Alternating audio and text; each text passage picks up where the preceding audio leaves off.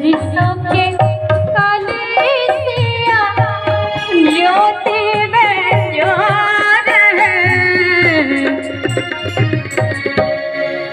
सरसों की कलीसिया ज्योति महान है।